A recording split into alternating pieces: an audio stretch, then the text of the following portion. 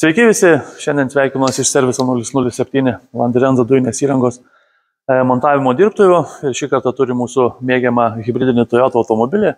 Šį kartą tai yra 2019 metų Toyota CHR automobilis, 4 cilindrų variklis, 1.8 kubatūros, tiesa truputį jau pasikeitęs, atnaujintas nuo, sakykime, dažnai sutinkamų.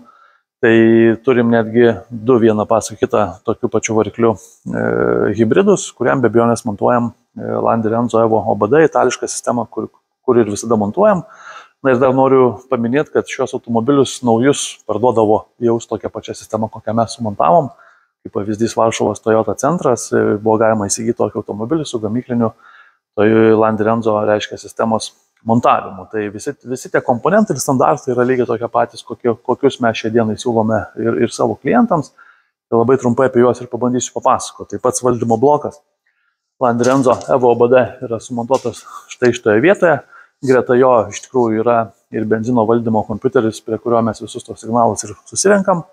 Automatiškai variklio skyriuje tų laidų mes čia pinių turim gerokai mažiau. Tai duoda be abejonės neišvengiamai tos estetikos ir tvarkos, kurią jūs matot.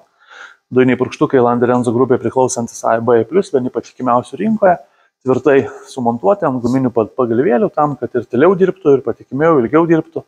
Patogiai prieinamas dujinės fazės filtras, slėgio daviklis, bei šitame kampe yra sumontuotas Landirenzo L02 turbo dujų reduktoriukas, kuriam dujas tiekiame per skystos fazės filtrą bei dujų vožtuvą Landirenzo, sumontuota atskirai nuo reduktorių.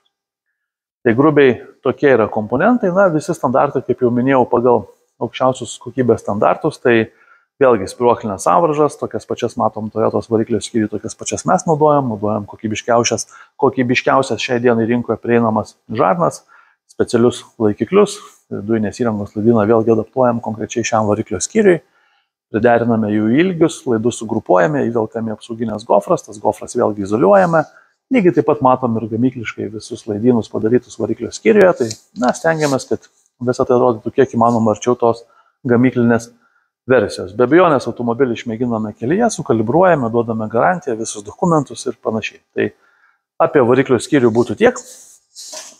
Dujų perjungimo mygtuko poziciją pasirenka klientas. Tai tam turime netgi kelias tuščias vietas kairiau vairo. Tai štai vienoje iš jų mes be abejonės turime ir perjungimo mygtuką. Pakankamai gera, patogi, gerai matoma vieta. Dujų pildymas yra padaromas po užpildymo danteliu, kurį ką tik atidariau, ar ne, tai atsidaręs aš jį matau tokį, atsisuku kamštelį ir be jokių adapterių, be nieko aš iš karto jungiu pistoletą ir pildaus dujas. Kaip tai atrodo su prijungtų pistoletu, aš be abejonės padarysiu foto video ir jūs pamatysit degalinį, kaip jis yra pildomas. Čia matome apipurškę vaškais, truputį kol kas jų nenuvalom, nes be abejonės ta vieta yra intervencija į kėbulą, kaip ir kiekviena mūsų daroma vieta yra padengiama specialiom antikoroziniam priemonėm, kad ateityje nebūtų problemų. Dujų balionas. Šitą versiją automobilio CHR nėra numatytas ir ten nerasim atsarginio rato jokio, tai ten yra daiktadėžė su daiktais, nors tokia niša pusėtina tam atsarginiam ratui kaip ir būtų, bet į tą nišą telpa tik tai nedidukas 34 litrų Bormech kokybiškas dujų balionas. O klientas pats turi minčių ir planų, kaip pasidaryti šone pakilimus. Dažniausiai yra daroma iš fasadam apšiltinti skirto putplašio, išsipjaunamos dvi dalys ir pasidaromas lygus dugnas. Tai leidžia įsimontuoti aukštesnį balioną negu visa likusi bagažinės apatinė dalis, ypatingai tiems, kas nori didesnių balionų. Bet čia kito varianto nėra, yra pats žemiausias balionas sumontuotas, kokį tik tai galima realiai montuoti. Tai tiek, jeigu kažką panašaus vairuojat, ar galvojate apie dujinę įrangą, ar įsivaizduojat, kad hibridų tas benzinas pigiau kainuoja degalinė, tai taip tikrai nėra.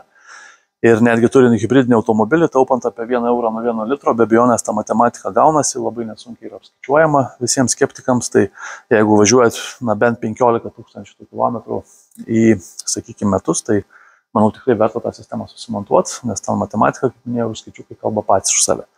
Tai jeigu norėsite, kreipkitės, mielai bandysim padėti. Ačiū.